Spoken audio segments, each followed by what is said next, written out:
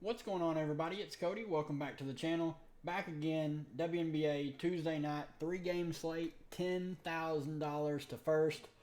Really think we better enjoy these bigger contests while we have them before college football and NFL really start getting going. I'm worried about the prize pools, what they're going to look like when some of the bigger sports start to take back over. But let's look back at my lineups from yesterday. Obviously, we had the 2-game main slate and the 2-game late slate. Main slate went great. Obviously, mentioned how high I was on Jordan Canada. She had an insane game. Anytime she's going to score over 10 real life points, she's going to put up a big number. Obviously, the 6 steals. Not sustainable, but great facilitator, good defender. So, not super surprised that she got quite a few steals, but I'm pretty surprised she got that many. NECA had a good game, even though she kind of disappeared in the second half. AT didn't really have an AT game. Bit disappointing because 32% on a 2-game slate, I would play her 9 times out of 10. Tina Charles absolutely nuked. Unfortunate, Cheyenne Parker was injured and probably would have taken a few more minutes from Tina, but you got to take what you can get. Obviously, hope that Cheyenne Parker's injury is not too severe. I played Dantas for value, mentioned in the stream. I was pretty high on her, 14%. She played in the blowout, but like it was like the final minute, and she got like 1 rebound. She paid off her 4K price tag before the blowout hit. But the best value on the slate was indeed Lexi Hull. She hit like 8 threes, went nuclear, but can't complain. Obviously, cashed in this really easily, pretty much a top 100. Then in the late slate, it was a super sweat. I was on the cash line. Got there because of Wnba getting a garbage steal at the very end of the game. So thank you, Mick Wnba. It's really appreciated. Asia Wilson went absolutely nuts, does what she does. 20%, so if you played the late slate and played Asia Wilson, you played rake free. So congratulations. Diana Taurasi, 21%, had a great game. BG had a good game. I did fade Kalia Copper, absolute just blow up spot where she busted hard. But I played Jackie Young. Really disappointing game for her standards, 14%. Love the ownership. And then obviously we got the news before lock that Rachel Bannum was going back to the bench. Kennedy Carter was starting, which was a big surprise to me since it was on a back-to-back and she didn't start the night before. But I didn't make any pivots. I just stuck it out. I didn't like where all my pivots took me. So obviously Bannum was not a good play coming off the bench, and she did not deliver whatsoever. But I do want to mention Saturday and Sunday night, we did it again. Like the heater, it keeps on going. Following up Friday's just monster night for the Discord. Yesterday, what's this? 11 entries in the $5, so $55 into 1,190. Mentioned to everyone in the Discord how much I loved Tina Charles and Jordan Canada. As you can see, Charles Canada, Charles Canada, Charles Canada, Charles Canada. Those were the difference makers. Super cool. Best you've ever done on Underdog. That's awesome. That's what I love to see. And then on Saturday, Showdown Slate, one of the Discord guys, one of my real life buddies, super cool. He split first on that. So that was awesome to see. Let's look at this 3-game slate, though. Odds, they only have the 2 games. The first game of the night, Sparks and Sun, is not up here. For some reason, they never have the Sun posted on here for reasons. I don't know why.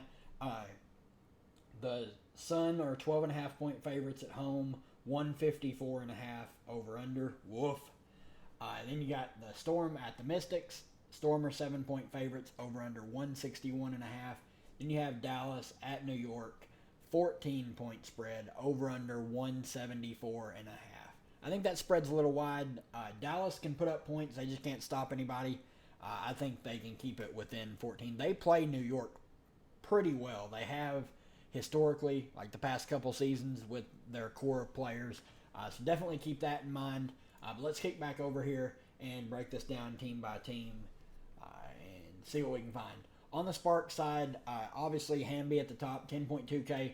Tough matchup, but she's fine as a spend up. Hadn't been great since coming back from the break. She had this good game against New York, over 40 fantasy points. Wasn't good against Chicago. Then had a meh game against the Aces. Shot 4 of 12. Minutes have been consistently right around like that low to mid 30s. So love to see that. Azura Stevens, you can't pay 9,100 for her. She's played 22, 26, and 19 minutes.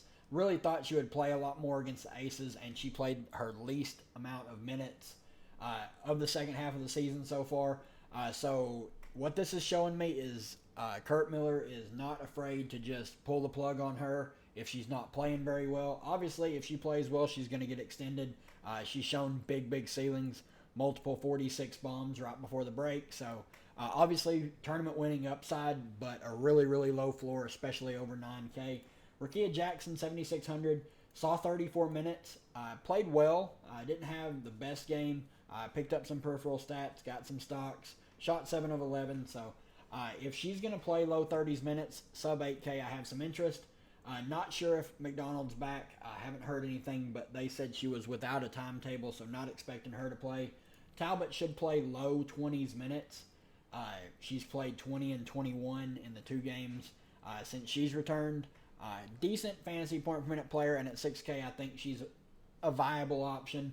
Burrell, not for me. She's playing like 16 minutes. Needs to hit her shots when she's out there. Dangerfield playing low 20s minutes. I think she's a fine play at 5,400. Kia Nurse playing low 20s minutes is another one that just needs to hit her shots. I wish they would give more minutes to Ray Burrell. I can't play Kia Nurse. She does absolutely nothing besides shoot.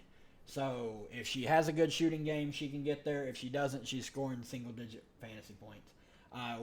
Other players I want to mention, Odyssey Sims is in the player pool finally. 4,700. She has not looked like the same player that played with Dallas. So be very careful in clicking her. She was north of a fantasy point per minute player playing with Dallas with all the other talented offensive options on that team and how fast they play. Since coming to the Sparks, she's played right at 16 minutes each game, shot 1 of 6 and 1 of 8. So the shot attempts are there. She's still stuffing the stat sheet, but the scoring has not been there, and that is concerning. It reminds me of how she played last year when she got picked up by the Wings numerous times. Just not someone that's going to be putting out a lot of output more times than not. Lee Yuru is the only other play that I would consider down here. She's 3,900, so would allow you to fit in a lot more of the studs. So don't mind her as a cheap play. She should play low teens minutes off the bench. On the Connecticut side, Alyssa Thomas, 10.4K. Love the price tag on her. She's playing mid-30s minutes most of the time. 31 in each of the first 2 games since the break. Would expect those numbers to tick up a little bit. The only worry here is a potential blowout, and they will pull her if there is a blowout just to save her legs for the playoff run. Wnba Bonner, 9,400. Great tournament play as always. Marina Mabry, 9K. Another fine tournament play. Bree Jones, 8,500. Perfectly fine as a tournament play. Dejanay Carrington, 8,200. Probably someone I'm going to stay away from. She only played 22 minutes in this game, this last time out against Atlanta. And Marina Mabry and Wnba Bonner were in massive foul trouble. Both Bonner and Mabry had 3 fouls in the first half, and they still played them. So really worrisome about Carrington's minutes going forward. Same with Ty Harris. She played 28 minutes, played decent when she was out there, but I think her minutes aren't going to be that high. Like when everyone is playing and nobody's in foul trouble, I think she's going to slot in off the bench as more of like that 20 to 22 minute time frame. They're just going to play pretty much these 6. Like this is going to be their main rotation. Burton's going to play like 10 minutes off the bench. She got a little bit extended because of the foul trouble that I mentioned. And then like Olivia Nelson-Adota is going to come in and play pretty much most, if not all, the minutes that Bree Jones doesn't, unless it's a team that they can go small with Alyssa Thomas at the 5. where I think the Sparks are that team. Unless Lee Uru's on the floor, then you might see some Olivia Nelson-Dodota. Now, moving on to the best game of the night, I think Dallas is going to keep this game competitive. They have a history of keeping these games competitive. Now, their defense is like otherworldly bad this season, so I do want to mention that. But on the Dallas side, Arike Gunbowale, 10.3K. Absolutely love her upside. Only took 12 shots this last time out. The peripherals weren't the best, but she can.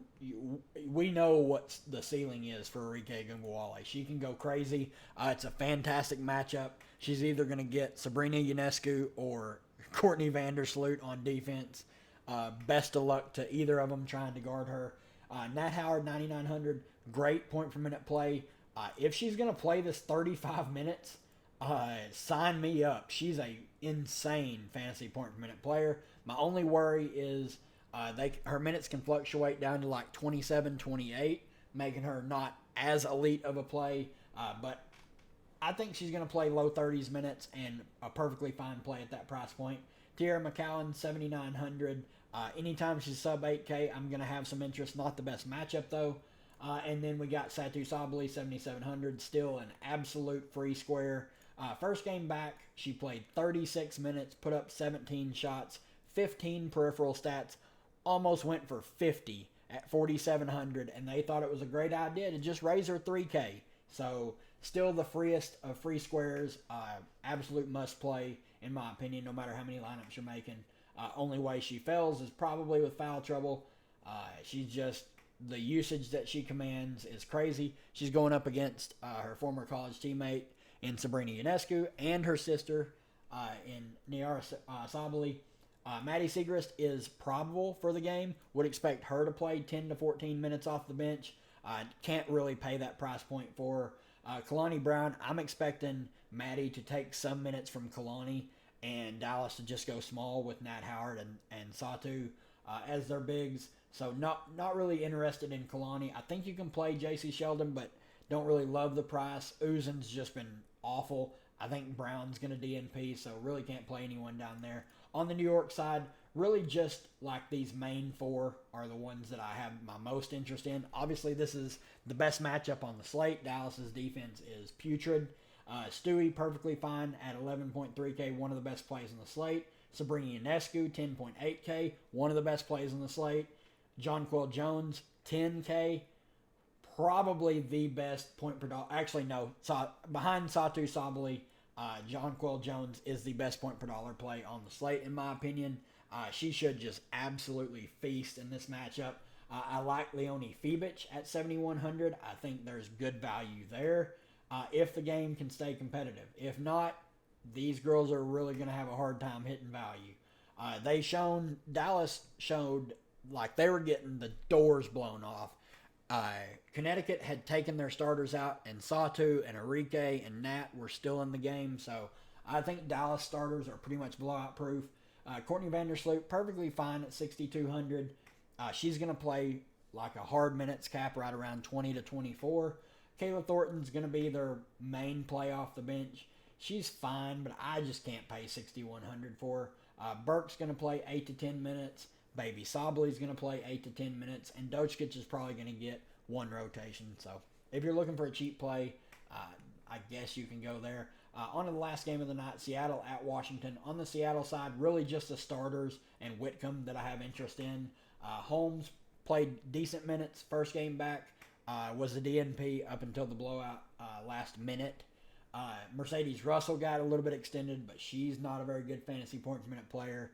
Same with Vivian's. Whitcomb is at least going to get multiple rotations. And as you can see, she's going to shoot it when she's out there. She can hit some threes, get you some assists. So don't mind her if you're looking to punt a value play. Jordan Horston did not have a good game, but still played 31 minutes. They needed her defense out there. I think in another spot when she's not guarding Caitlin Clark, her minutes probably dip a bit because she was not playing very well. But don't mind her at 7,400. Skylar Diggins-Smith looks great at 8,800. Ezzy, always a great tournament play. Hasn't been shooting the ball very much, though, since returning. 5 attempts in both games, so that is concerning. But obviously huge upside for tournaments with a player like her. Jill Lloyd, another insane tournament play at sub 10K. NECA, 10.6K. Fine contrarian tournament play. I would probably just rather play all of the high dollar pieces out of this Dallas New York game rather than NECA, but she's always in play because her floor is super safe. On the Washington side, Atkins 8600 has not looked very good in the first 2 games back, but both those were against Minnesota. The usage has been there, 15 and 11 shots in both games. She's a fine contrarian tournament play. I would prefer Brittany Sykes over her. She's not been very good in the 2 games since she's returned, 22 and 26 minutes. So her minutes are ticking up. Would expect 28 to 30 here. Not the best matchup, but we know what kind of upside she can bring. 41 in 30 minutes, 29 and 14. If her shot's falling, she can really post a big fantasy score. Dolson, 7,800, probably someone I'm staying away from. They're just splitting the minutes with the bigs so much. Like Mahisha Hines Allen, I have no interest in. If I'm going to play any of them, it's going to be Shakira Austin. If she plays, she's listed as probable, so she appears to be fully healthy and is playing really good basketball. Hard cap of 20 minutes in both games, 29 and 32 fantasy points. So she looks healthy, and it's awesome to see. She's one of my favorite players. Julie Van Loo, 6,900. Is fine. We did get news that Carly Samuelson is out, so slight tick up to Julie Van Loo and SWK. One of those girls will start. Would imagine it's going to be SWK. I don't really love either of them at their current price points. I just think there's better plays around them. Leah Edwards, 6,500, probably going to play around 20 minutes. Inksler's going to DNP, and Jade Melbourne's going to play about 10 minutes. So that's going to do it on the DFS side. Let's kick over here to Underdog real quick. I do want to start by saying there's not a lot of an edge on this Underdog slate for me personally that I can see. But here are my rankings. I got the New York Big Three up top. Then you guys will see it's pretty much that New York-Dallas game I'm really high on. I'll scroll down through here. You guys can pause the video if you want to add my rankings and run drafts off them. It's completely up to you. But the late 5th and complete 6th round is pretty gross. I'm playing pretty light on Underdog for this slate, but if you want to play on Underdog and have not signed up over there, use code CREPASS for a 100% deposit match up to $250. And that's going to do it for me, guys. If you enjoy the content, a bit longer of a video, I apologize for that. Trying to condense them a little bit going forward to like that 10 to 12 minute range. But if you enjoy the content, leave a like on the video. You guys have been absolutely smashing the like button. I really appreciate that. Tons of content coming out on this home stretch before the playoffs start. Hit the subscribe button. We are so close to 500 subscribers. Would love to get there before the season's over. But good luck to everybody, and we'll see you in the live stream tomorrow.